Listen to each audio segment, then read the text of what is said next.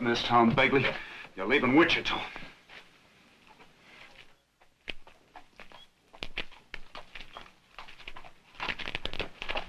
This ain't legal, Earp. Nothing legal about you. Cold deck poker, watered whiskey, and extortion from dance hall girls. Now get on your horse.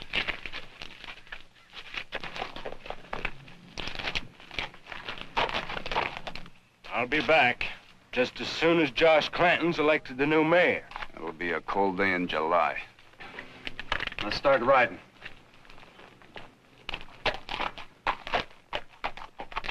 And I say to you, there's but one real issue in this campaign, and that issue is a scoundrel by the name of Wyatt Earp. That's right. Hey!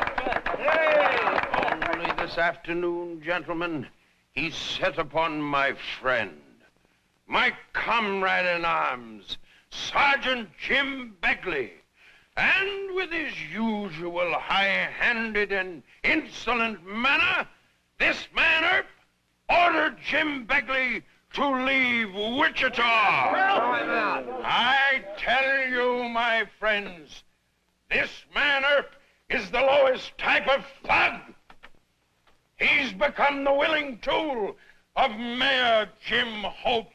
Sure has. And this unspeakable editor, Marsh Murdoch. And I promise you... Oh, shut up, Clanton. Get off of that wagon.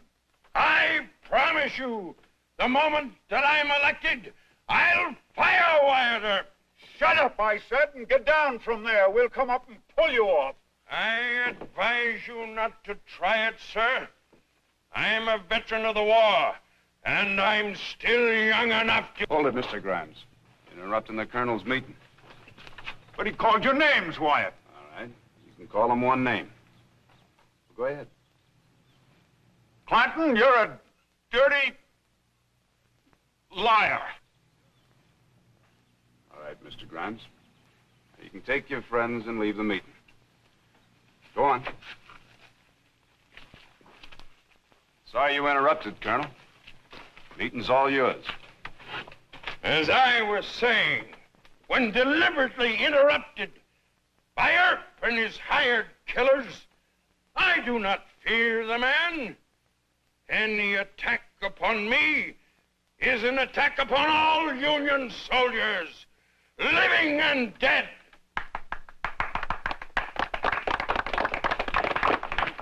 I don't understand, Wyatt. I was only trying to help. I appreciate what you're trying to do for me, Mr. Grimes, but we gotta let the colonel have his say. All right, Wyatt. But you tell Jim Hope he's liable to lose this election if he doesn't show up that blatherskite for what he really is. Well, I think you're right. And I'll tell the mayor. Tell Hannigan not to let that Clanton crowd keep our papers off the stands. Well, well, our hero himself, our plumed knight. What? Read my page 1 editorial. Jim Hope's meeting beat the colonel's crowd 2-1. As our late president said, you can't fool all of the... What's the matter? Don't you like what I wrote? Well, it's a little too complimentary. This is no time for modesty, Wyatt. It's a political Look, fight. Mr. Murdoch, I like compliments, but I don't think defending me is the line to take. You think our side is handling things wrong? That's what I'm trying to say, yes. Well, you won't stand up for your record. I have to. You want the Eagle to let Clanton lie about you without answering? Yes, sir, I do. Why? Well, because praising me is only going to make the people that don't like me more determined to vote for Clanton. I'm not the main issue. Oh, come now, Wyatt. No, Colonel Clanton's the main issue. The kind of man he is and the hoodlums that are backing him. I've got quite a file on Clanton. I was hoping I wouldn't have to use it. Tell me something. You think Mayor Hope has got it won for re-election? He draws the biggest crowds. He's got all the good people. Sure, goodbye election. You can't be that pessimistic. Look, Mr. Murdoch, all the nice people go to rallies and they cheer for Jim Hope. But 2/3 of the registered voters in Wichita live below the line. I think most of them, the way things stand now, aim to vote for Clanton. The only chance is to show up Clanton as such a skunk they won't be able to stand the smell of him below the line. I didn't think they had any sense of smell left below the line. Well, only a few of them are out-and-out hoodlums. The rest of them are good people that are just too easily bamboozled by a spotter like the colonel. If I thought it would save the mayor, I'd quit my job. Now, Wyatt, I guess it would just look like I was quitting under fire and make things worse for him. It certainly would. Well, that's your newspaper. You do what you want. I got my own work to do. Wyatt, I'm convinced. You'll open up in Clanton? With both barrels. Good. Load with buckshot. Henry!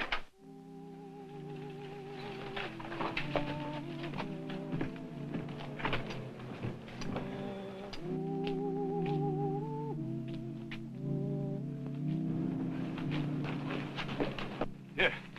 Better let me help you with that, ma'am. Oh, thank you. I'm not well. I came to see Dr. Fabrique.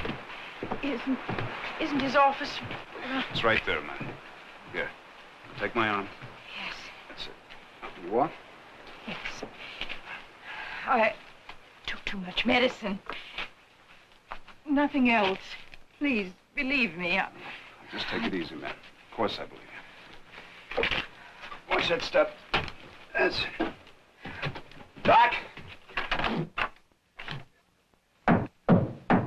Doc! Who is it?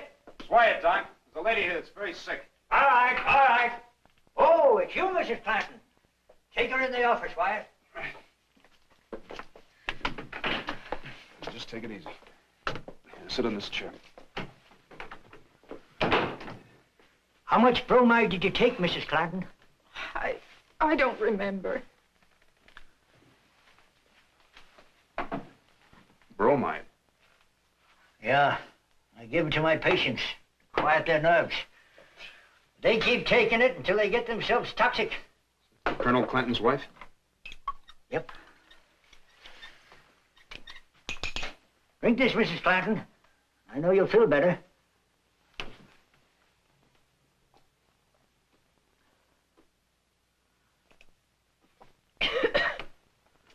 Thank you, Doctor. Oh, I'm sorry, Doctor, getting you up at this time of night. No, you'll forget about that, but you can't go on like this, you know. About the Colonel. When are you going to make up your mind to take my advice? I can't do that now. This lady shouldn't be alone. But I guess there's no use in trying to locate the Colonel. Oh, no, you mustn't do that. I'm feeling much better. I'm not nearly so dizzy now. But you still better let Marshal Earp drive you home. Marshal Earp? Are you the man my husband says such mean things about? Well, don't let it embarrass you, Mrs. Clanton. It ain't her fault, Wyatt. Doctor. Now, you go along with the Marshal. But I shouldn't trouble Mr. Earp and it'll look odd if we're seen together. It'll look a lot odder if you have another dizzy spell. It's going to be no trouble at all, Mrs. Clanton. That's it.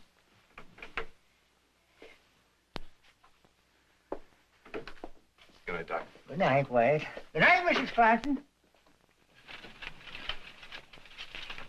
You should take the doctor's advice. What do you know about that? Nothing, Mrs. Clanton. What advice did the doc give you? Dr. Fabrique wants me to leave my husband.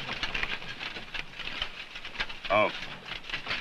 Why did I tell you that? You can go right to Mr. Murdoch at the Eagle. Well, I don't work for Mr. Murdoch, ma'am. Meaning that you won't say anything about any of this?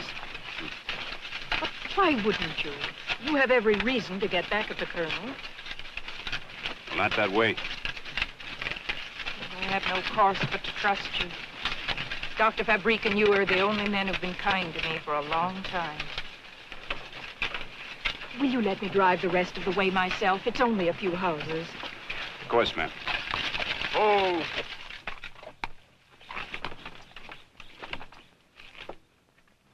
Look, Mrs. Clanton, it's none of my business, but... Yes? Well, things are going to get awful rough around here, and... Well, you're from New York, aren't you? Couldn't you go back there on a visit? No, Mr. Earp. My husband's threatened to kill me if I try to leave him. Good night.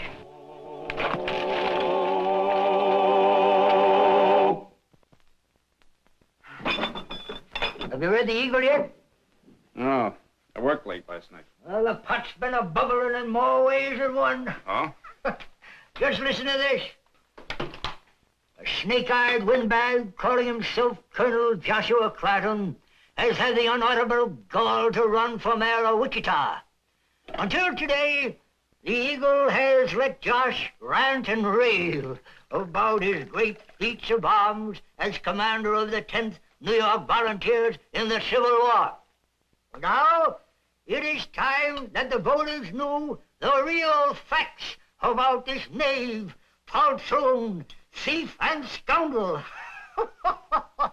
Who'd ever thought that Marsh Murdoch had it in him? What else does he say? Huh? Where did I find the place? Oh. The record shows that the peerless commander of the 10th New York dodged the draft until 1863. Then he and his dear friend, Jim Begley, were given the choice of prison or serving in the army. They were convicted of stealing food from the wounded in the Wilderness Campaign, and they were both dishonorably discharged from the 10th. But Wyatt, it's just getting juicy. I wanted to talk to you about Mrs. Clanton, but I gotta go see Mr. Murdoch. But this is the best part of it, Wyatt. I'll talk to you later. Hold your fire, men! Hold it! Let me attend to Murdoch, then you can wreck the place. Murdoch, I'm gonna horsewhip you.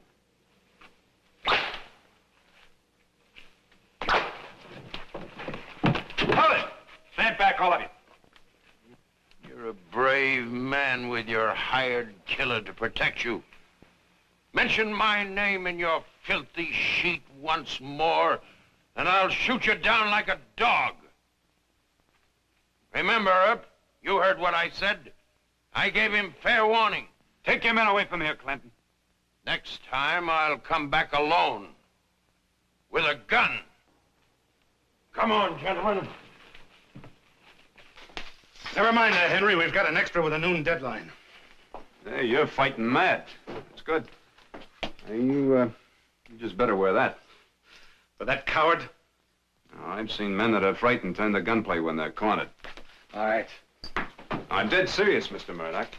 I kind of talked you into that rampage against Clanton. I want you to wear that at all times. It'll make you feel better, Wyatt. Now I've got to send an extra to press. Talk about it later.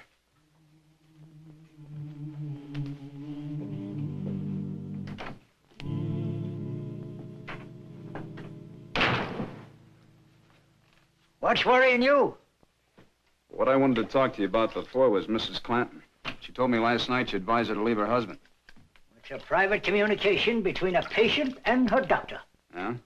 Well, Clanton threatened to kill her. That puts it in my department. Josh ain't never had the nerve to kill anybody. It's what Marsh Murdoch thinks.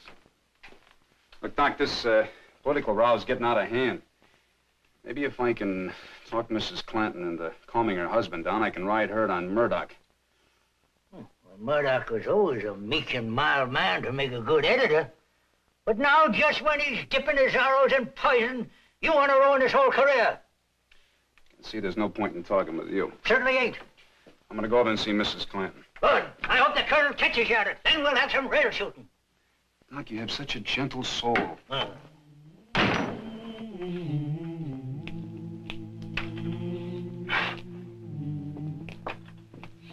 I'm Marshal Earp, man. Is Mrs. Clanton home? Yes, but I don't think she'll want to see you. Dora, who is it? It's Mr. Wyatt Earp, and I already told him. No, Dora. I'll talk to Mr. Earp. Guess she changed her mind.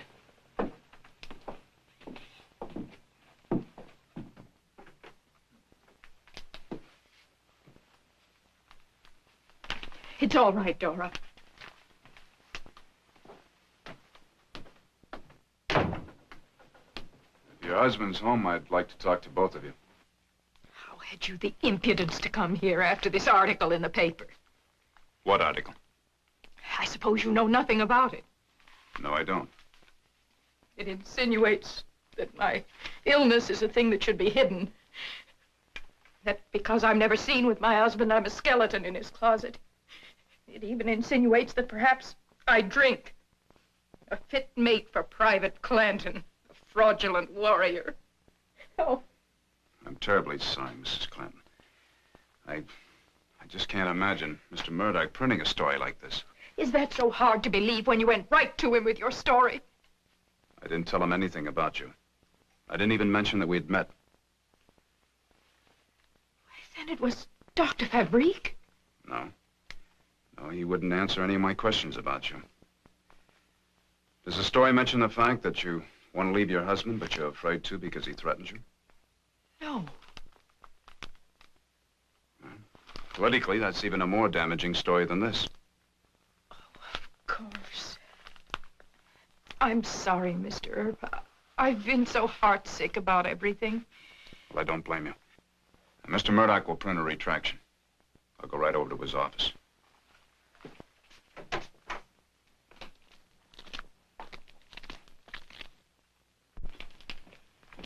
Marshal, Dr. Fabrique thinks you'd better come right away. Mr. Murdoch's been shot. Who did it? We don't know. It's in the lung, and Doc won't let him talk.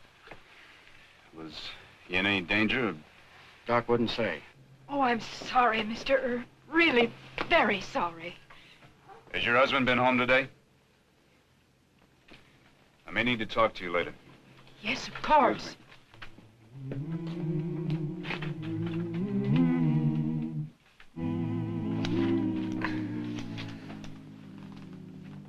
Marsh Murdoch, editor of the Wichita Eagle, was shot and superficially wounded at 7:15 last night by Jim Begley,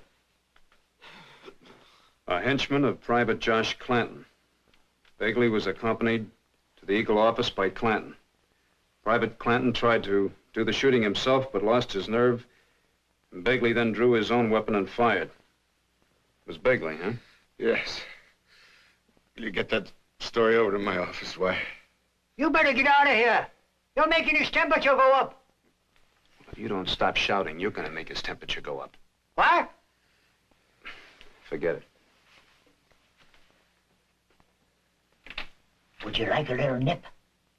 I've been looking for you, Marshal. Colonel Clanton gave me his gun. He owns up that he did it. Oh? You plead guilty to the charge? Proudly. I shot Murdoch in defense of my wife's honor. Take him to jail, Sam. I demand an immediate hearing before Judge Jewett. That's for Judge Jewett to decide, not you. Now go on.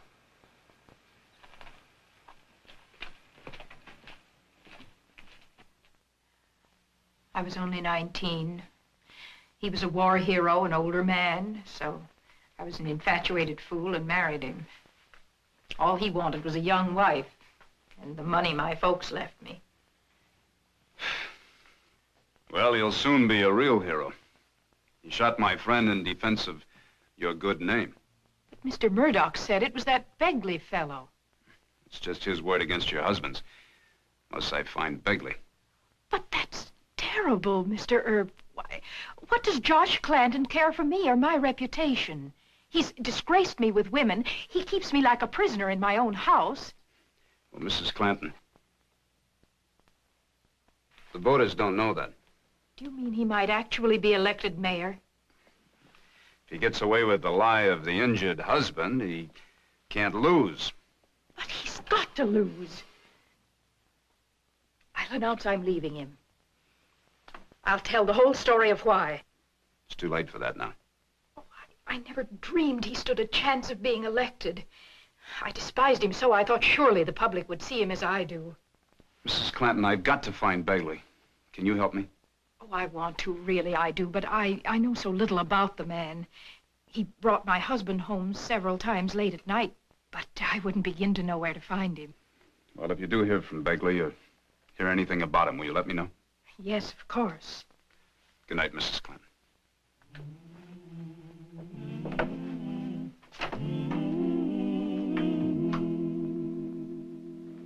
Can't you explain to Jim the legal rule that ties my hand? He knows the law, Judge. I'm only asking you to stretch it a little and not let that scoundrel have a chance to strut in court. He's pleaded guilty. He's demanded an immediate hearing and sentence. And the law clearly states that I must give him his day in court to allow him to present extenuating circumstances that might lighten his punishment. It's no use, Jim. Marshal, there's a lady here to see you. She wouldn't give me her name. No, I think I know her name. You better let me talk to her alone. We wait outside. Send her in, will you? Yes, sir. Would you come in, please? Good morning, ma'am. It's Begley. He's at the house. Oh? He wanted money, $500. I told him I'd have to go to the bank. Good. You think you'll wait? I was frightened of him, and he knew it. He's sure I'll come back with the money. Good. He has a gun, Mr. Earp. That's wonderful. That's the best news of all.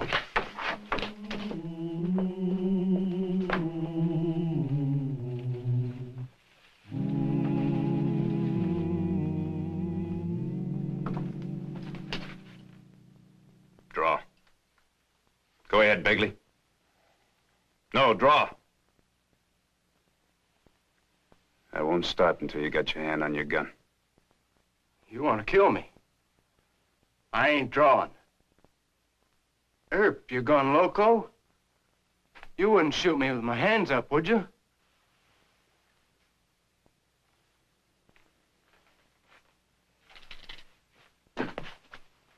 You shot a good friend of mine. Now get outside. Oh, no.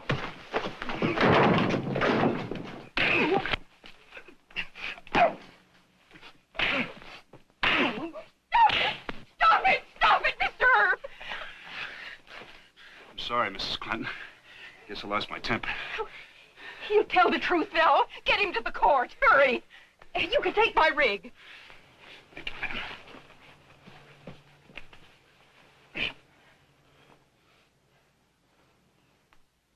Murdoch called the woman I loved a drunkard. Dr. Fabrique has testified that Mrs. Clanton suffered a nervous breakdown. She took sodium bromide by his prescription. Bromide, sir, a sedative, not an intoxicating liquor. My darling wife has never tasted even so much as a spoonful of wine.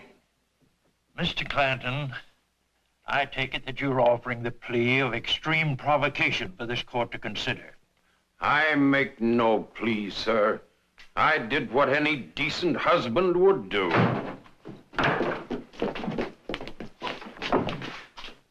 Your Honor, Mr. Begley's got a statement to make to the court.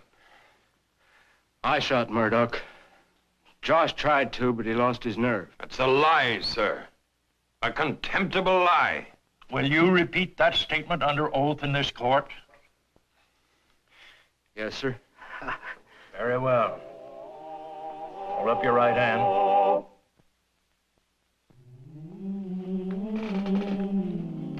This will go on page 1. The Wichita Eagle most sincerely apologizes to Mrs. Harriet Clanton and retracts in its entirety the story printed about her 2 days before the election. The Eagle bows its head in shame.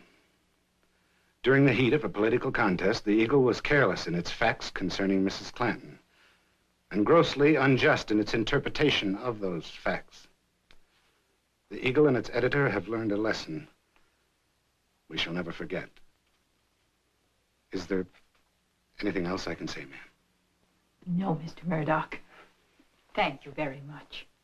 Mr. Earp is seeing you to the station. It'll be my pleasure.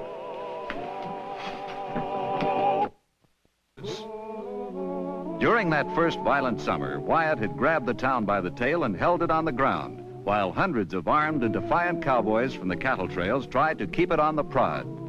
But even though Wichita had learned to keep its hair slicked, Wyatt still liked to spend his mornings near the cattle pens, watching what might have drifted in overnight. Hey, you, seen old man culling around lately? No, and it ain't like him either. All summer long he's been meeting his herd.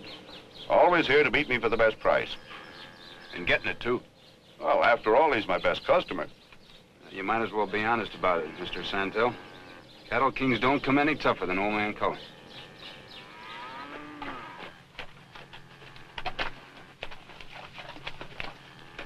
Good morning, Brad. Where's your father? Selling a herd to the Army over at Dodge. She'll be back in a few days. Does anybody know Mr. Santel? I'm Santel, boy. What's on your mind? Well, I'm Brad Cullen. I'm trail boss of that herd there. I'd like to talk some business. You? Yeah, that's right, me. One of Cullen's sons. He's got authorization to sell the herd. Why doubt him? Well, no offense, kid, but I just couldn't imagine your old man letting anyone handle a sale for him. Am I forgiven? Guess you want to ride into town, get washed up. Well, after I talk business. You fellas go ahead. I'll ride back with you when you get all done.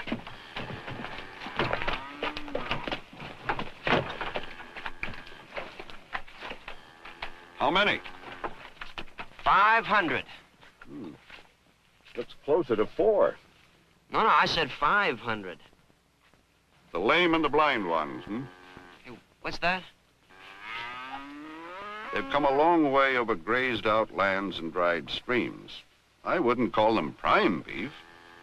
Now, I'm offering you 500 prime beeves at 20 a head. The market's glutted. Prices dropped to $10 a head. You can take it or leave it. Now, look, mister, are you trying to take advantage of me? Because if you are... Your old man will come gunning for me, Look, kid, your pappy don't scare me one bit. At least, so long as Wyatt Earp's close by somewhere to help me out. I don't happen to be so lucky. Oh. All right. Seeing as it's Cullen beef I'm buying, I'll make it 15. Well, it's gotta be 20. Believe me, kid, I'm not bluffing and I'm not gouging. Buying season's over. I'm being as generous as I can, and I'm doing it for you. Not for that great hard rock who happens to be your old man. Give me an hour to think it over? An hour to see some other brokers? Sure. You won't get a cent over 10. I tell you what I'll do. I'll give you 3 hours.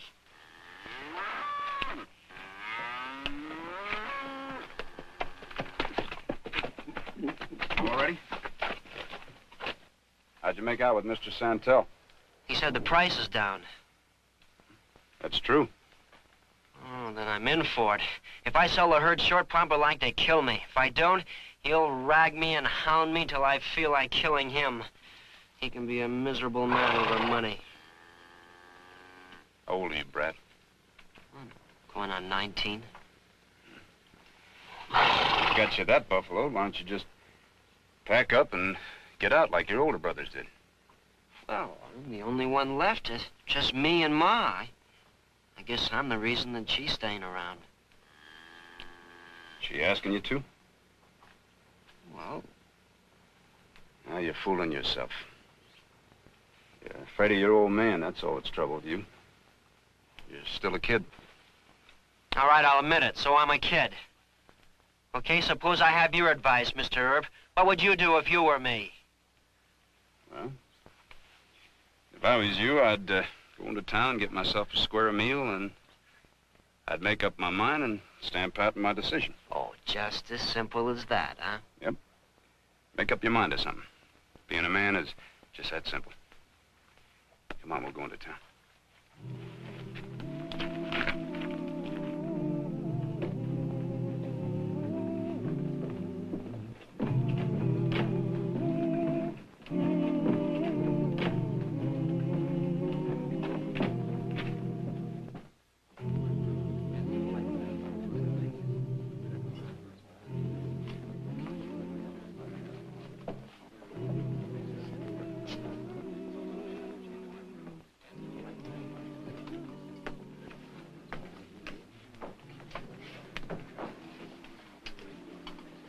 Did you make out? Made up your mind? Yep.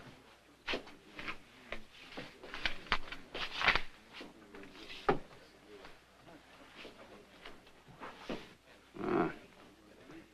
That's a heavy piece of paper to be carrying around all by yourself.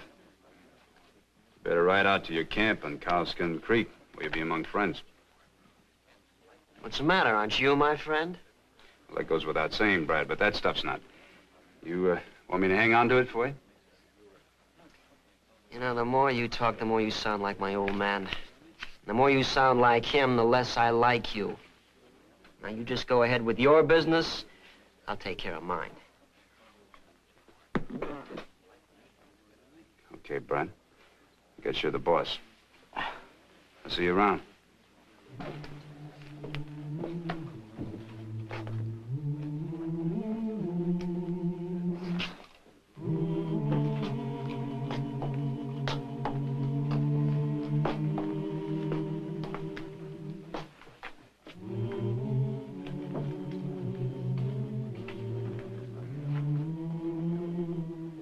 Cards, please. 3 to you. 3, please. 1.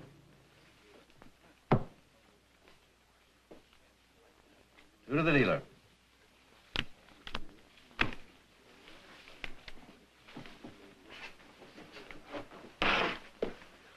Wyatt. Thanks. How long's that been going on? Started a couple of hours ago, right after you left. Has he been buying? No. Them's his original chips. For a kid, he's doing real good.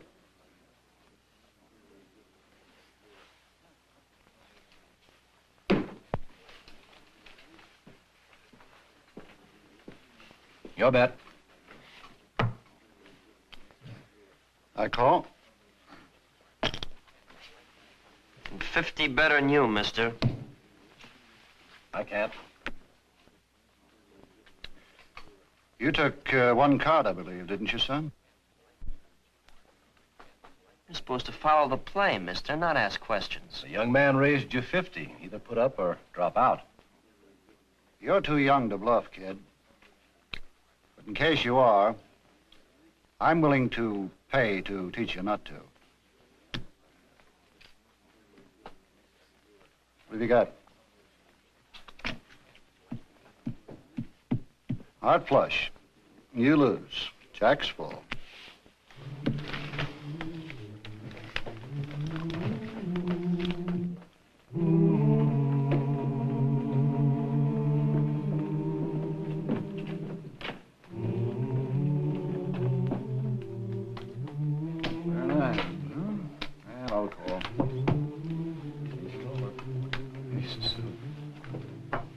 Sevens and 4s, you win.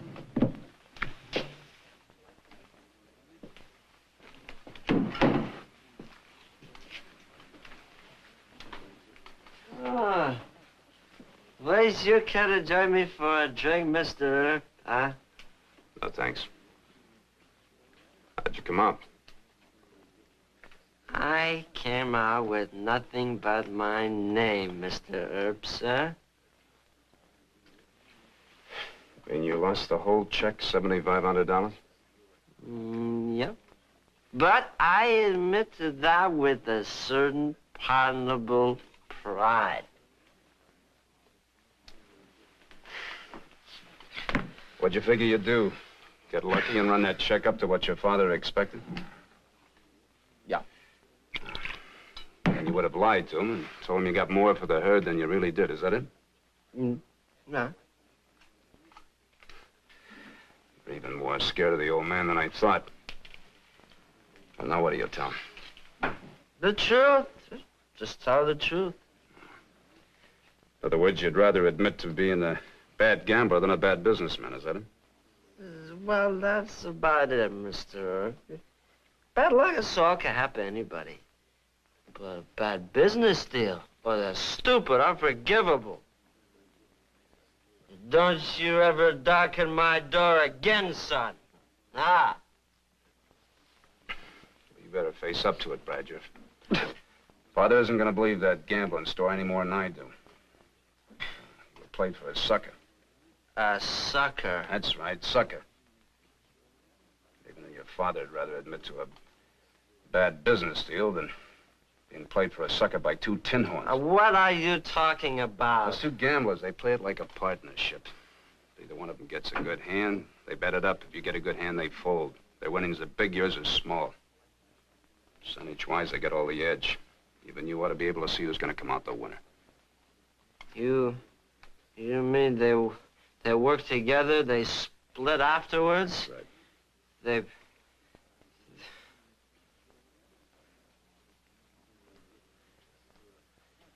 Well, that means I've been robbed. Well, what are you going to do to get back my money? Nothing. Foster and his friend didn't break any laws. I got no legal grounds to make an arrest. But what they did was wrong, and you know it. The whiskey's gone to your head. You better go back to Cowskin Camp where you can sleep it off. Come on, I'll take you there myself.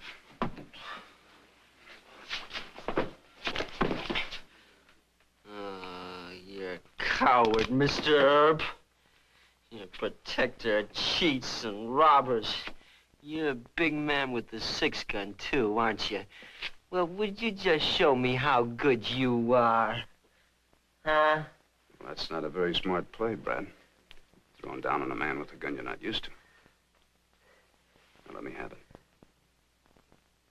Come on.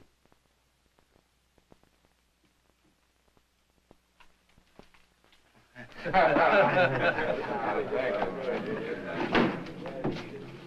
on, straighten up like a man.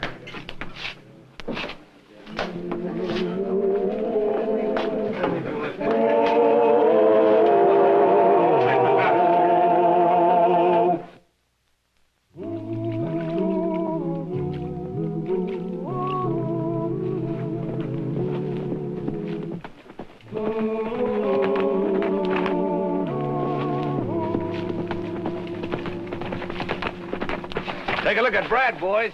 He sure tied one on. Yeah, and that ain't all. I was robbed, cheated, beaten up, and thrown in jail. Robbed? Yeah, that's right. Robbed. I was cleaned out. They took the check, the payroll, the money, everything. Didn't you go to the law? Of course I did. And I'm the one that gets thrown in jail. I'm going to put it to you straight.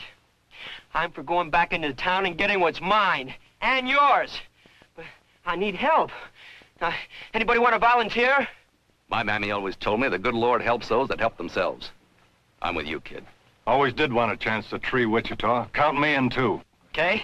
All right, we'll all jump. All right. Come on, Okay, come on, let's go then. Come on.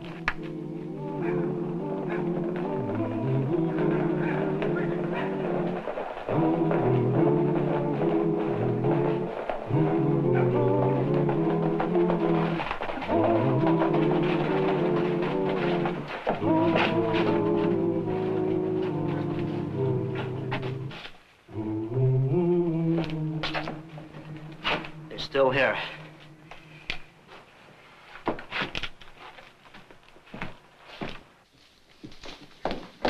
Everyone keep their hands on the table. This is not a holdup. I was cheated at cards last night by these two men. All I want is the money I lost. Give me my check, mister. Well, I don't have it here, son. It's locked up in the house safe in the back room. Well, get in cash. $7,500. I don't have that much on me. You get it, Foster. I'm telling you, you get it from the other tables. I want $7,500 or I'm going to kill you.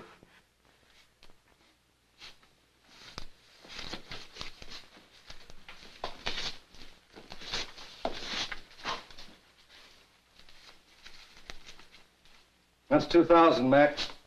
Consider it a loan. How much you got, Hal? Let's see. Here's 5. This'll make up the rest of it. Make it quick, gambler, or you'll lose some of them clever fingers.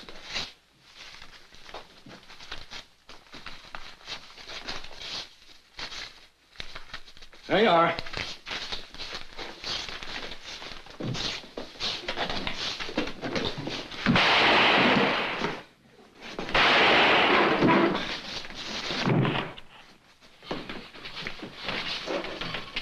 We gonna let him get away with this?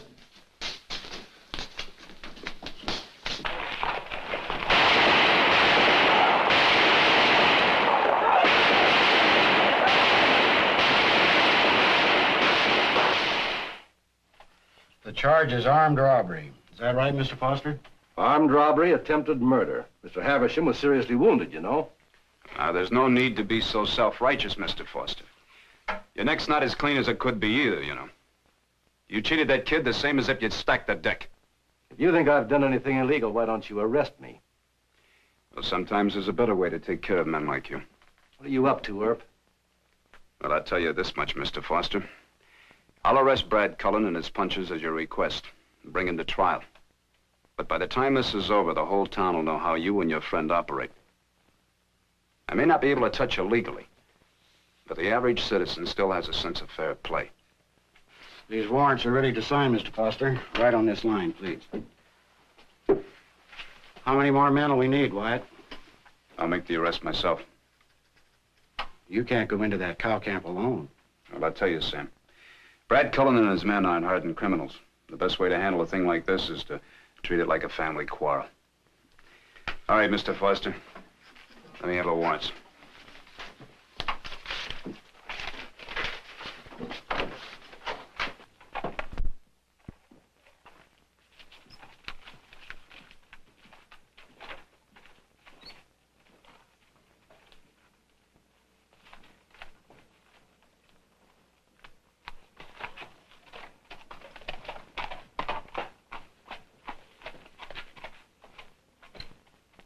It'd be mighty convenient if one of Brad's cowboys dropped him, wouldn't it? Are you out of your mind, Foster? No, but I'm thinking about who'd be getting blamed if Earp was found dead between here and Cullen's ranch.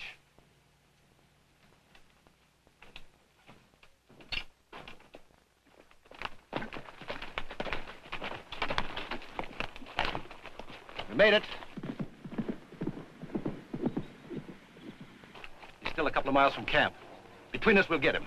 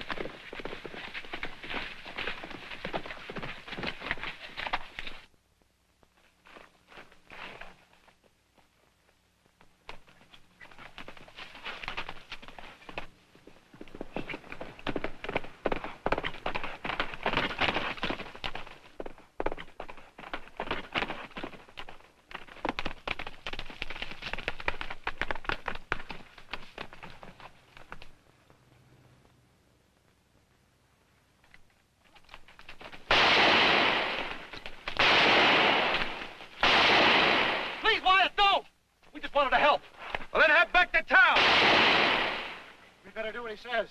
If Earp didn't want us alive to make a point, he'd drop us here. We'll do what you say. When you get to Wichita, keep on going.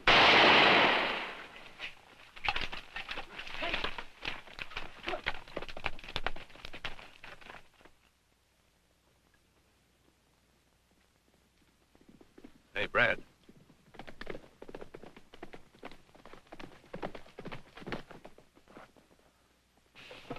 Who is that, son? That's, Wyatt Earp. You stay where you are. I'll talk to him.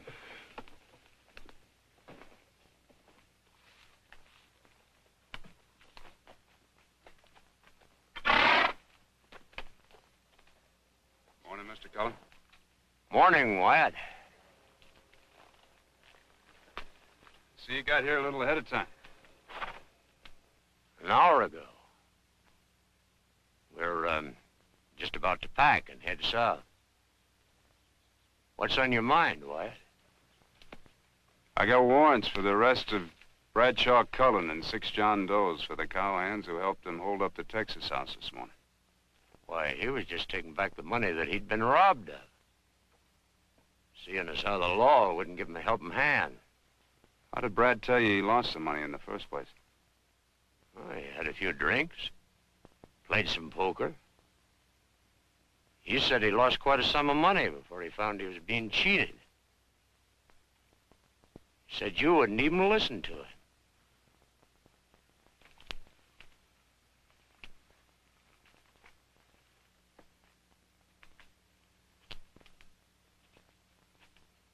You're not arresting anyone from this camp, Wyatt.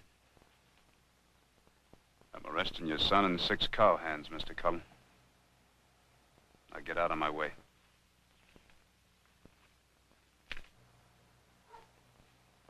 Brad, tell him the truth. You'll never get another chance like this one. What's he talking about, son? Oh, yeah, he's just stalling, Pop. You watch him now.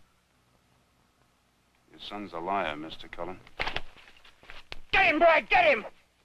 You ought to drop, you fool. Why don't you shoot? He couldn't shoot me last night when he was drunk, and he can't shoot me now when he's sober. Because he knows he's wrong. It's hard to kill a man when you're wrong, isn't it?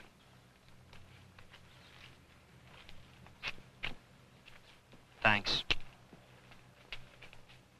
Pop? I lied, Pop. I sold the herd short of what you wanted and tried to make it up gambling. The rest is like I told you. You sold the herd? That's right. The funny thing is, I'm not afraid to admit it. Not now. Not anymore. I was a coward, a liar, and a thief. I was all that just to please you. What kind of a son are you? What are you talking about? You'll never do this to me again, Pop. I'm not coming home anymore. Mr. Earp, I'll go saddle me up a horse and then we can go. Now, you don't have to take the other boys in. They didn't know the truth. I'm the only one you want.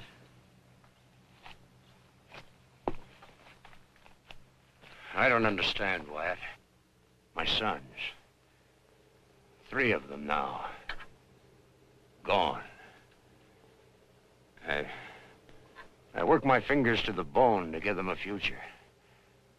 And they leave. Tell me why, Wyatt. I don't understand. I guess that's been the trouble, Mr. Cullen. There comes a time when a young fella has to move out. Learn to be somebody all by himself. I guess you just never learned when to let go.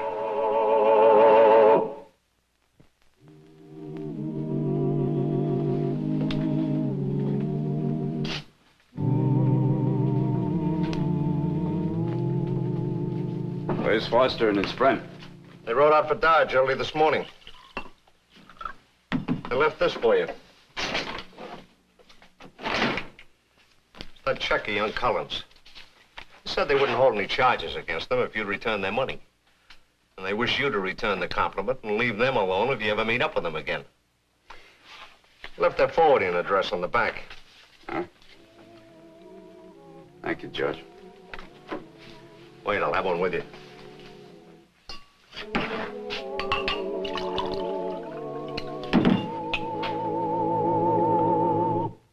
In 1875, one of the serious problems with which he had to deal was the runaway boy from the East. Hundreds of such youngsters, incited by lurid dime novels about cowboys, Indians, and outlaws, left their homes in eastern towns and cities for the wild, exciting life of the western frontier. If today's comic books have a bad effect on many juvenile readers, they are mild compared to the bloody sensationalism of paperback thrillers, which lured the youth of earlier times to seek adventure in the brawling violence of Cattle Trail and Cowtown.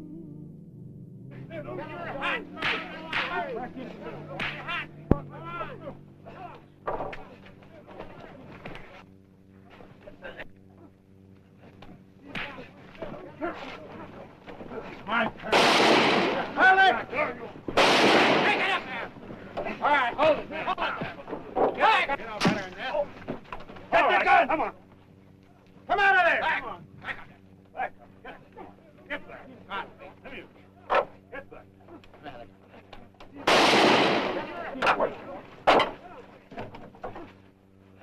Well, you little punk.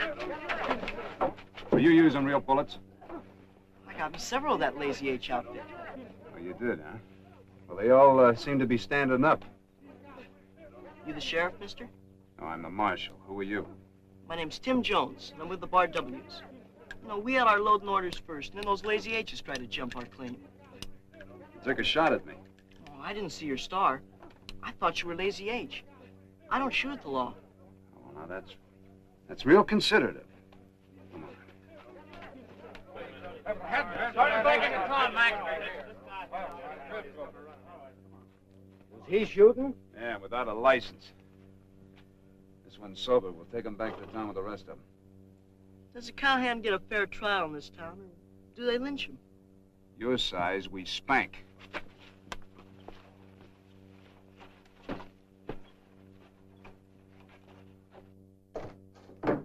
Anybody get hurt? No.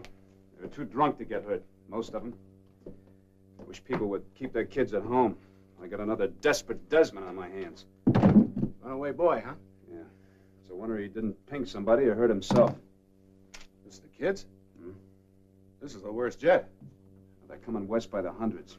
We've had at least a couple of dozen in the last few months. Can't you get something in Eastern papers about it? I've tried, Wyatt. I think it's just normal kid behavior. In fact, they're rather proud. Proud? Proud of what? Young America, the spirit of the pioneers. You know the line. Well, I've got something to show you. Sam! Sam, bring that young Tim Jones in, will you? Now, the spirit of the pioneers is fine. But I've yet to see a runaway kid with a hope. They all want to be gunfighters. That's those dime novels they read.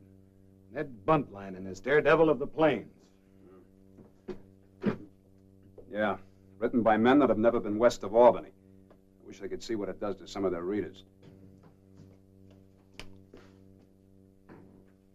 Well, take a good look at it, Mr. Murdoch.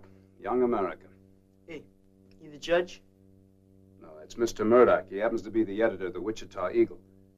Hey, I don't want my name or my picture in the paper. Well, don't worry, you're not that important. Now, go sit down.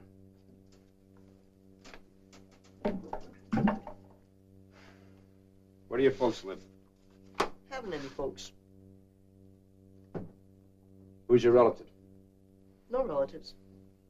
Just write it down that I'm a cowpuncher working for the Bar W outfit. The Bar W outfit doesn't hire kids. You jumped off a freight train. I don't want any more fresh talk from you. Now, we've got to send you home. Where is that? None of your business. Don't get sassy with Mr. Earp, kid. Okay. I'm a homeless juvenile vagrant. I'm an orphan without any means of support. Well, that's too bad. We'll have to put him out for adoption. Yeah. Mr. Bodine at the dairy would like to have another orphan. 40 cows to milk twice a day. Only 3 kids to do it. Think you're tough enough for that? Well, I want to be a cowhand. You know, ride the range, punch cows. Well, you can milk cows at the dairy. No, if my father were here, he'd... You just turn me loose. And you do have a father, huh? No, I don't. Bend over the desk. What? You heard me. I said bend over the desk. Oh, wait, I'll tell you! All right. My father's Timothy Jones Sr. He lives at the Fifth Avenue Hotel in New York City. New York, huh? You've come a long way. I'll send a wire for you, Wyatt. Thanks. Here in a few hours. My father will fix you for using corporal punishment on me. No one's allowed to do that. You're just a big country Jake sheriff. And you're a spoiled brat. I guess you might as well start learning. Learning what? To be a cowhand, that's what you came west for, isn't it? Yeah. Where do we go now? We're going to a little cowhand school. I run it just for boys like you. Now, the first thing a cowhand has to learn is how to ride a horse. I already know. Oh, you do, huh? Sure. Come here. It's on this side.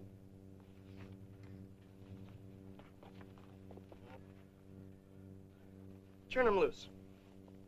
All right, Mr. Jones. Hurry.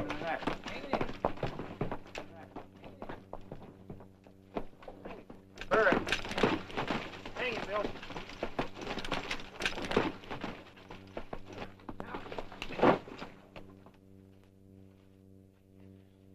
You all right?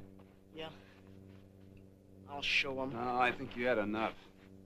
I want to try him again. All right. But this time, keep your heels out of his flank.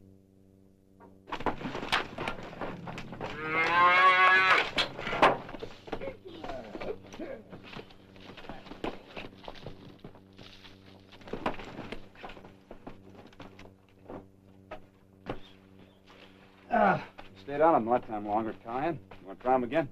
No, that horse doesn't like me. Well, we'll forget about riding for the time being. Cowhand's got to learn how to rope. That's a lasso. Give it here. I'll show you how to bust a steer. Oh? First, you tie one end of the rope around your waist.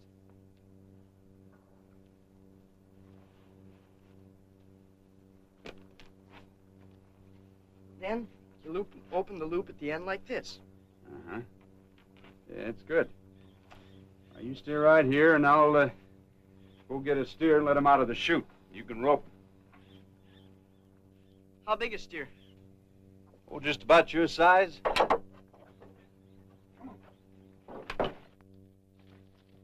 Those aren't steers. Those are calves. Little doggies. Well, you just go ahead and try and rope him. I'll show you.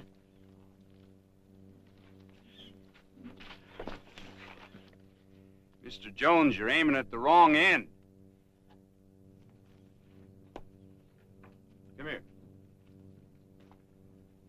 You go up and climb up on that fence over there and drop the loop over their head. That's not the proper way to do it. Well, it's the proper way for a cowhand on foot. Now, you go climb up.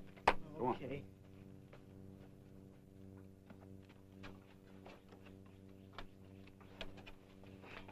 Are you all set? Yeah. I'll shoot one by for you. Come on, Dougie. Go on.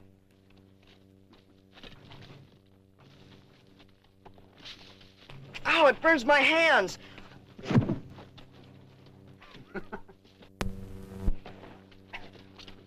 Untie the rope. Whoa, boy. Now, let's see. First, you tie the rope around your waist. Well, I thought that was the way you Now, did. look, you can't rope and you can't ride. What can you do? I'm tired and I'm hungry. Well, a good cowhand can always eat. But you're a little dirty. Gotta get you scrubbed up first. Oh, no. Oh, yes. This water's too cold. I'll get pneumonia. It's good for you. No! It's too cold. Oh! Now, you know what that is? It's a farm tool of some kind. Well, in Kansas, we call it a hoe. This is what you do with it.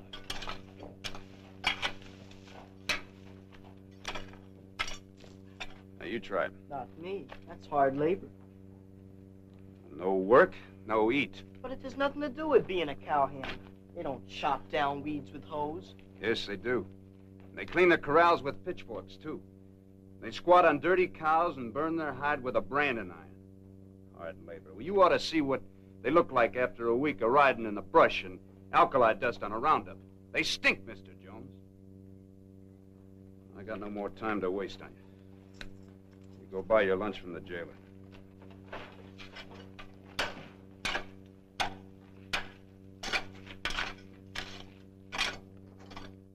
Hi, Marshal. Hi, Sam. Message came a while ago from Mr. Murdoch. Huh? That New York business. Oh, read it to me, will you? No Timothy Jones registered at Fifth Avenue Hotel. Thanks.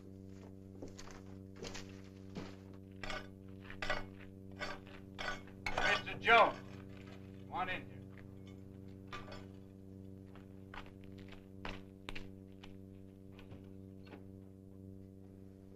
Now, we may be country jakes, but at least we try and tell the truth. They've even taken the word of an outlaw killer like Ben Thompson, and he kept it, but I can't take yours.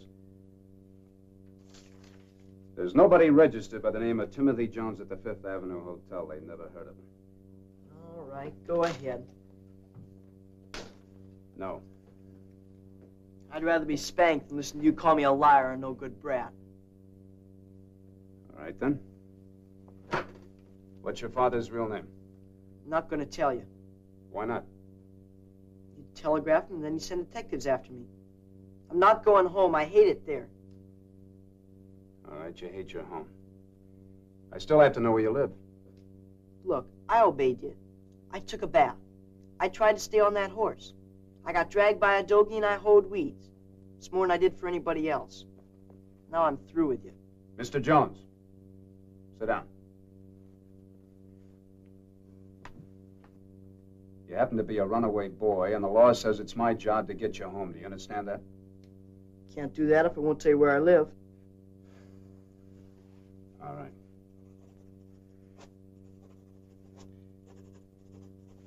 You take this note over to the clerk at the Texas house. Here's the key to my room. Get yourself a bite to eat, and you stay at the hotel. Tim,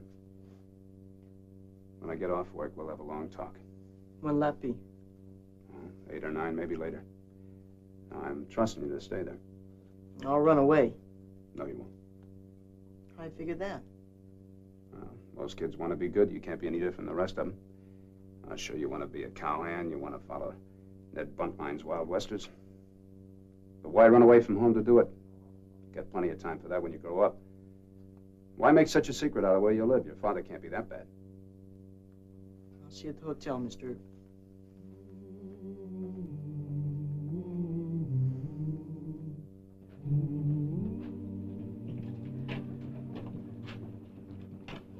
You sure you saw the kid go in here? Yeah, he ate by himself, and then he went in.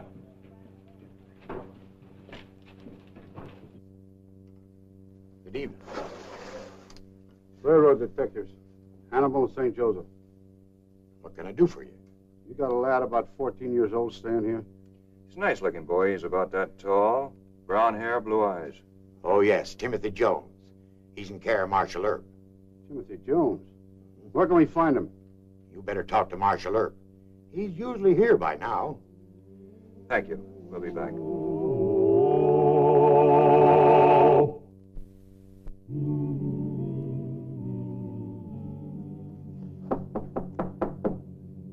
That you, Mr. Earp? No, it's Mr. Davis, the clerk. Oh. Two railroad detectives were just here. They asked about you. What'd you tell them? I told them they should talk to Mr. Earp. But he asked me to make sure you stayed in the hotel. Thank you, sir. I'll stay right here.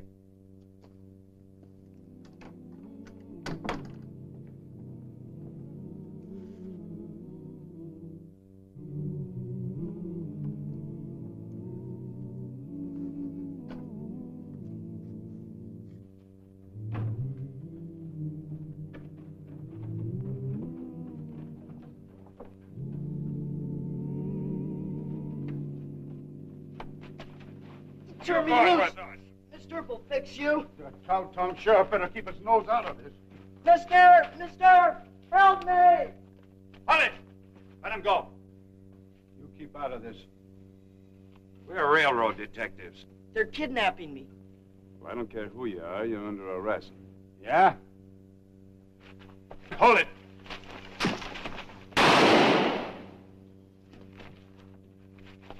Kill them both, Mr. Earp. You get back to the hotel and stay there. Go on. Yes, sir. All right, go pick up your friend. Go on.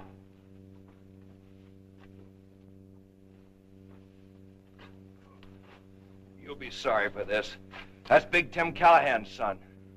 And who is Callahan? He's the president of the Hannibal St. Joe Railroad. You're in trouble, you stupid jayhawk. Yeah? Start him over to Doc Fabrique's office.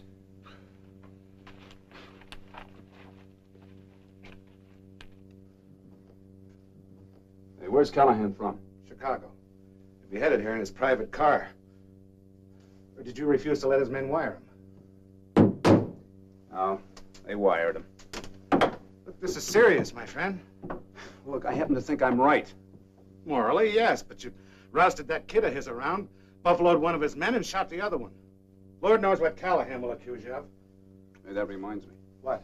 I promised to have a talk with this kid. Now, wait. I think you and I should have a talk with Judge Jewett and Mayor Hope. This is more important. Well, I happen to think that the boy is a lot more important than the old man. The boy's the one that's got the real trouble.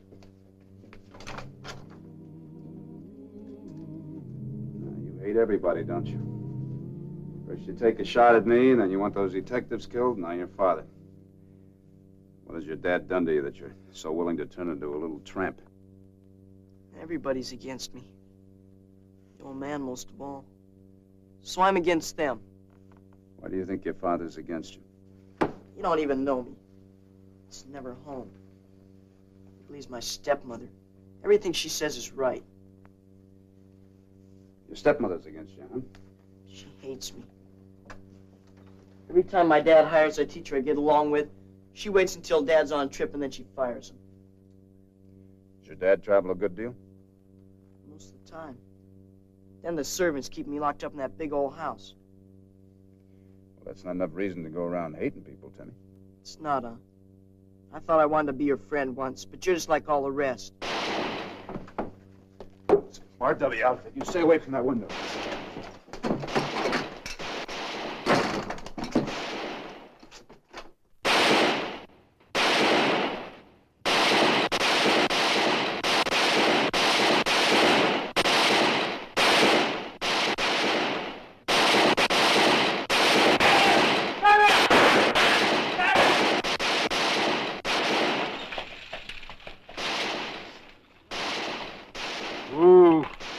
Drive on. Those hoodlums won't shoot at Tim Callahan.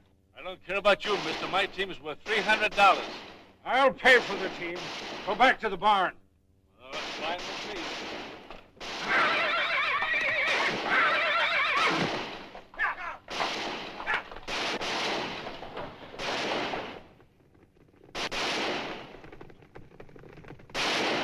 Look out, Dad!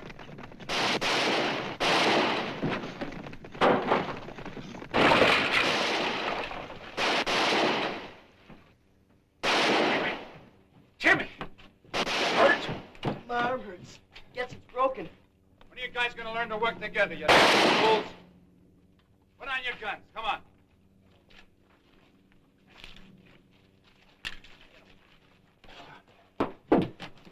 I'll take care of this. You and the boys hustle those men in. Go on. Let me see that arm, Timmy. Who are you? Now try and stand up. That's it. Just take it easy. What's it? Let me see. Now we better go see Doc Fabrique. I'm Tim Callahan. This is my boy. You almost ran him down. What are you trying to do? Run those horses into gunfire? Mind your own business. Don't get sassy with Mr. Earp, Dan. Wyatt Earp, I thought so. You're the Cowtown Don't move genius. that arm any more than you have to. And just keep your right hand on it. Doc's office is just up the street. Don't you ignore me. I haven't started in on you Stop yet. jabbering. I'm going to start in on you. Now pick up the boy's hat and let's go. Come on, Timmy. Take it easy. I'm the boy's father. You understand? I'm his father. So I arrive at Wichita, and what do I find? Excuse me. A gun battle waging on the main street, and my son Timmy right in the middle of it. Two of my detectives in jail. One of them seriously wounded by Wyatt Earp. And when I offer a mild protest, Mr. Earp threatens me. Is this the way you run things in your town? Your detectives resisted arrest, Mr. Callahan, and your son refused to give his right name and address. My time is valuable, and I'm not going to waste it arguing in a small-time court like this. Oh, you're not? I demand that Earp be dismissed immediately. Your wishes are not law in Wichita. All right. Then I charge Earp with cruel and inhuman treatment of my son, if you haven't any law against that.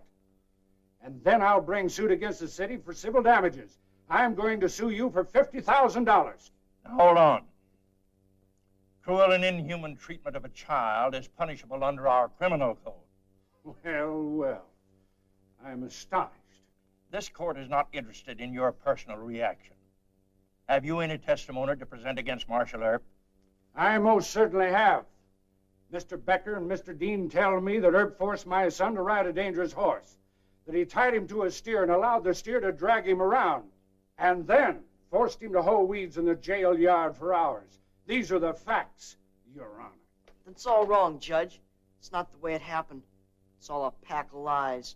Now, son, you keep out of this. Order. Step over here, young man. Yes, sir. Well, surely you're not going to listen to a mere child, an irresponsible lad who doesn't... Sit down, Mr. Callahan. Move over. Sit down here, son. Now, Timmy, suppose you tell the court whether you've been treated cruelly or inhumanly by Marshal Earp. No, sir, I wasn't. Did he force you to ride a dangerous horse? No, it was all part of the cowhand school. Cowhand school? Mr. Earp runs it for spoiled kids who leave home and think they'd like to be cowhands. Oh, I see. Well, the horse and the little calf, they were all part of the lesson. Hoeing weeds was part of it, too. But the best part is, after Mr. Earp gives you the acid test, he treats you like a man. He trusts you. He doesn't let servants lock you up or put detectives on your trail. Then you have no complaint of the way you've been treated since you've been here? No, sir. Can I stay here with Mr. Earp? Please, Judge. Couldn't Mr. Earp adopt me or something? Timmy, you don't mean that. Yes, I do. Mr. Earp doesn't hate me. I lied to him and acted fresh. But he doesn't hate me. That's all I want, just not to be hated. Timmy, I don't hate you. I love you. Why would you say such a thing as that? All I've ever wanted to do is to protect you and keep you from harm. Mr. Earp, I don't don't know how to say this, but I hope you forgive me. I didn't mean what I said. Sometimes a man just doesn't quite understand. With the court's permission, I think that Mr. Callahan, Timmy, and I can work this out together. Very well. Court's adjourned.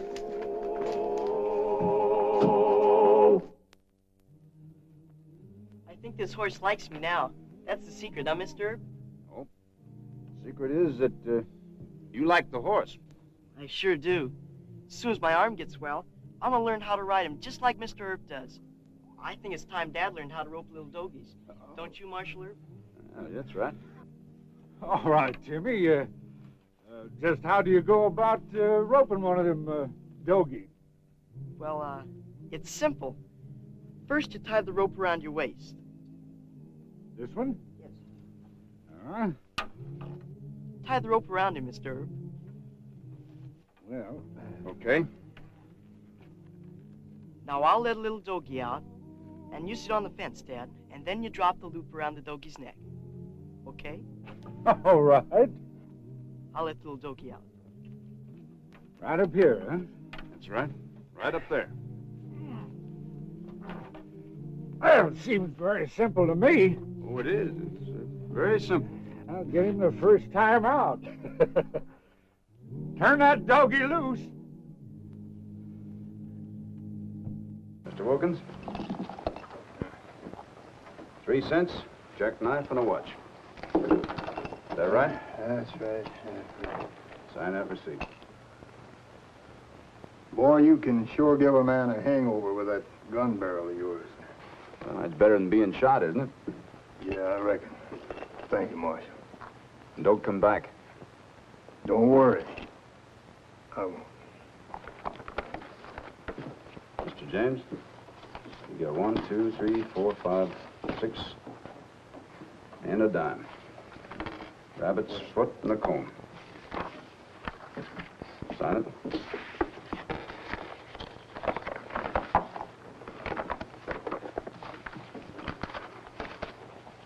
Mr. Clements, 20, 40, 60, 80, 110, and 12 cents. Looks like you didn't spend much, Mr. Clemens. You're lucky. Sure. Real lucky. Spending my vacation in this hole. Oh, it's not too bad. Food's pretty good. Listen to me, Earp. You made a monkey out of me, and I'll be back. And I'm not coming alone, either. My brothers will be with me, and you'll wish you'd never seen me. Clements, you made a monkey out of yourself. You didn't check your guns, and you had plenty of time to do it. Now, as for your brothers, I took care of Mannon, and I'll be very happy to meet the rest of them. I'll tell them. Yeah, you do that. Now, here's your gun. But I don't want you to load it or put it on until you get in the outskirts of town. You're throwing me out of town, huh? That's right. When you cool off, you can come back in town if you want to. But remember to check that. Come here. Sign your receipt. Like I said, I'll be back. I'll be here. Clements. You slam that door and I'll throw you back in the cell.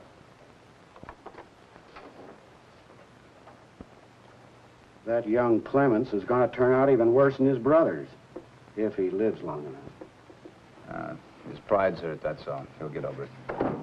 Marshal, there's a funny-looking dude over at the Wichita. Says he wants to see you. A dude? Yeah, and packing the biggest gun I ever saw. You ought to see the size of it. Yeah, I guess I ought to. Sam, check those out for me, will you? Yes, sir.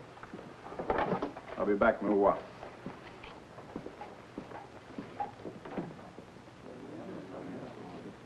So Earp came from Ellsworth to Wichita several months ago, huh? Yep. Well, why'd he leave Ellsworth? They run him out? Yep. I insulted him, so he left. He's very sensitive. Now, never mind the sarcasm. I just want the facts, Doctor. I want to know everything there is to know about Wyatt Earp. Well, now what's the matter? Nothing. I was just wondering if you'd fit a regular-sized coffin or if I should have one specially made to order. A little wider across the beam. Now, you stop talking like that, or what? Or you stop drinking out of my bottle. Now, you ready to answer my questions? All right. I'll answer all I can. Well, now, how many men did he kill? Who? Well, who do you think? Wyatt Earp. Oh, him. None? None as far as I know. All right. None? Well, what kind of a frontier marshal is that? I think I'd better let the marshal himself answer you on that one. Wait. Are you Wyatt Earp? Yes, sir. Well, I've come a long way to meet you. My name is Buntline, Ned Buntline. You heard of me, of course. I don't think I have, Mr. Buntline. Oh, you must have. I write dime novels about the West. I've written hundreds of them. What's the matter, you people out here? Don't you read? Well, I was just about to ask you the same question. Can you? Well, Sir, you are addressing a man whose command of English is the envy of... A simple no or yes will be sufficient, Mr. Buntline. Well, of course I read, you idiot. Then you're under arrest. Under arrest? What for? For that. Huh? For what? Oh, I'm a little nearsighted. I can't see a thing.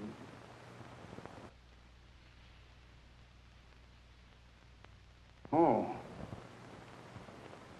I beg your pardon, Marshal.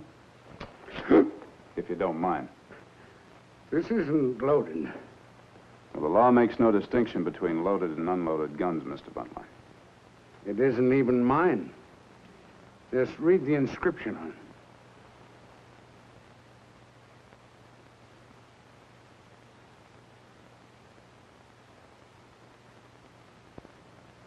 What's this all about? It's a gratuity, Mr. Earp. It's a small token of my admiration for you as the most stalwart of the... It's not true that you haven't killed anybody here in Wichita, is it? Oh, it doesn't make a difference. People will never believe that. They'll believe what I tell them to believe. Marshal, this is your lucky day. Mr. Buntline, I think you've been drinking a Well, little too of much. course I have. That's what saloon's for, isn't it? Well, I think you better come along with me. Well, I certainly will. That's what I've traveled 2,000 miles to do. Mr. Earp, you are one of the... I've undergone a great many inconveniences to make this trip. I left my favorite razor back in Boston. I forgot it. And now I can't shave until I get back home. Why not? Because I'm sensitive. Oh. And believe me, sir, I didn't leave a luxurious home in New England just for the trip. I came here for one purpose, and one purpose only, to see Marshal Wyatt Earp of Wichita and to offer him fame and wealth beyond his wildest dreams. Mr. Buntline, I still haven't the slightest idea what you're talking about. Well, now, surely the thought of fabulous wealth, complete financial independence, surely that's a thought worth exploring, is it not? Go ahead and explore it. Smoke, gentlemen. They're specially made. Cost more than $1 each. No, thanks. Are the windows open? I'll take one. Mr. Earp, have you ever heard of a man named William F. Cody? Buffalo Bill? Sure. Do you know who made Buffalo Bill? Do you know who changed him from a nondescript, practically penniless hunter into an international figure of fame? No. Do you know... You know this isn't a bad cigar? Thank you. Do you know who made Buffalo Bill the idol of every female in America? Do you know who enabled him to earn 50,000 American dollars in less than 1 year's time? Know who? Me, Ned Buntline. It figures. And I can do the same thing for you. Now think of it. Your name up on the banners, just like Buffalo Bill's. Ned Buntline presents his Wild West show, featuring in person Wyatt Earp, the great frontier marshal. How does that sound to you? It sounds ridiculous. What? Well, maybe I haven't made myself clear. All you'd have to do would be to... All I'd have to do is stand up on a stage and make a fool of myself, get all dressed up in fancy clothes, and smile at 1,000 staring faces. Oh, you make yourself very clear. Now, just a moment, Marshal. Don't... I warn you that... I'm the one that does the warning around here. Now, you get out and stay out. Go on to back where you came from. Well, you can't Come on, talk to just me get like out. that. I'm not... Oh, Wyatt. You took the fella too serious. He was only trying to make you filthy rich. Filthy is the word. Sit down. I want to give you some advice. Oh, I know you never listen to any of it. But will you please sit down now? Please listen to me. All right. Wyatt, each man has to decide what he will do or won't do for money. But I hated to see you passing judgment on Buntline. I didn't do that. A plain no is enough. Instead, you throw him out. That's passing judgment. I guess I did lose my temper. Buntline can claim respect on a good many counts. I'd say offhand that he's made about 1 million children happy. Don't you add that to his favor? Yeah. All right. I was wrong. I'll apologize to him. Good. Oh, and another thing. He went to considerable trouble and expense to have this thing specially made for you. Now, the least you can do is try it out for him. Maybe I will.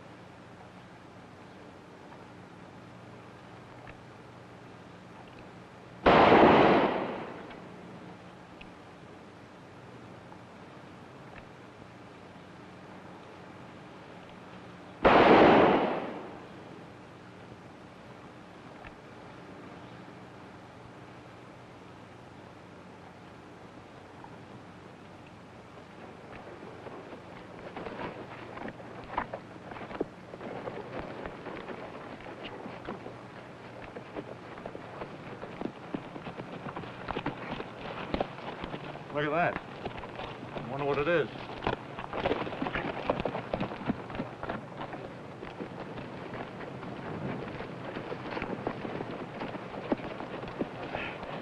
Well, good morning, gentlemen. He's alive. It talks. Come on, let's go to town. We got things to do. Now, wait a minute, kid. That'll keep. That's one thing you gotta learn. Never pass up fun when you find it. Life's too short. What do you mean? What do you mean, fun? Fun. Say, you know, that's a real fancy outfit you got on. That. Well, thank you very yes, much. It's a nice. Yeah, no, stop it, will you? Say, wait a minute, mister. There's one thing you gotta learn about this country. Don't insult people who are trying to make friends with you. Well, I didn't insult you. I'm. Will you have a cigar?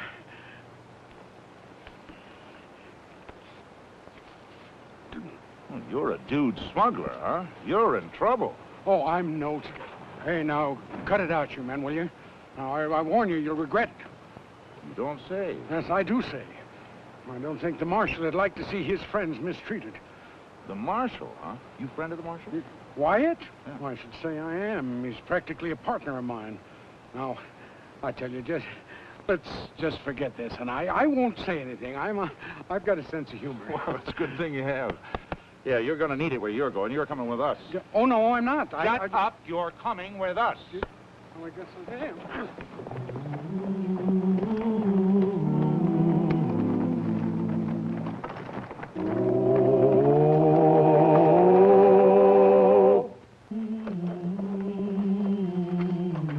Marshal, that Wild Clements kid is back here looking for you with one of his brothers. Oh, they checked their guns? No. Where are they? Sitting on their horses right up the street. And listen, Marshal, you know that noisy tenderfoot that was here yesterday? Buntline? Yeah? Well, he's with him. You sure? Positive.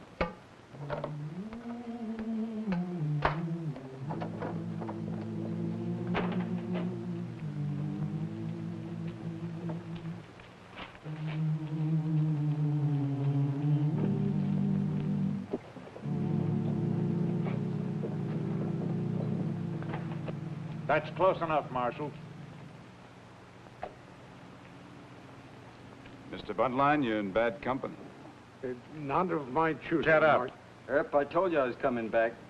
Chip, you surprised me. I figured you'd raise your kid brother to fight his own battles. I did. I just come along to see it was a fair fight. That don't mean no shotgun against a 6-gun. It's gonna take some mighty fancy scattergun shooting to miss your dude friend here. Hell, I've never had to kill anyone yet. I'd hate to have you be the first. It's going to be you or me. You can make up your mind to that. I'm sorry, boy. Never mind being sorry. Just get rid of that shotgun. Then you and the kid can shoot it out alone with 6 guns. What about you? You know me better than that. I'm not butting in if it's a fair fight. All right, Hal, you got yourself a shootout. I'll be right back. He's yellow. No, he ain't. He says he'll be back, he'll be back. You just better be fast today, kid. Don't worry about it. I can beat him. Yeah, I reckon you can at that. Matter of fact, I'd be willing to make a bet on it if I could find somebody to bet with.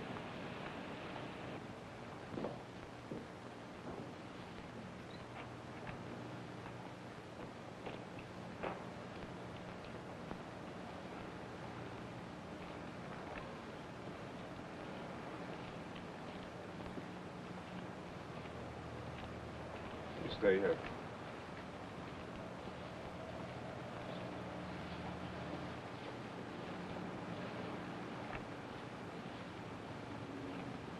All right, Hal, get off your horse.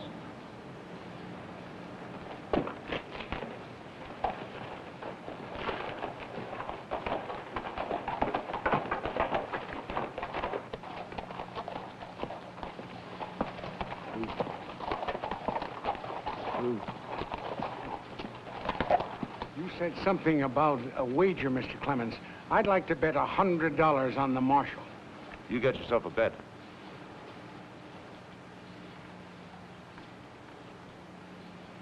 All right, hold it right there. Now make your play. You're crazy. You can't hit anything from there. I can hit you. Now draw.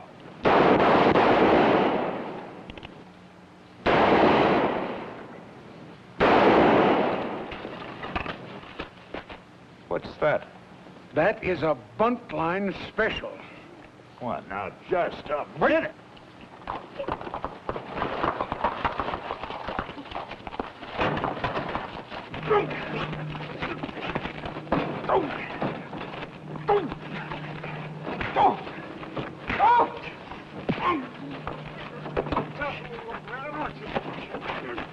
Sam, come on over here and break that up.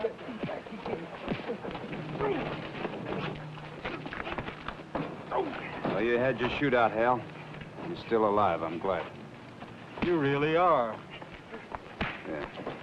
We're going to the jail. Yeah.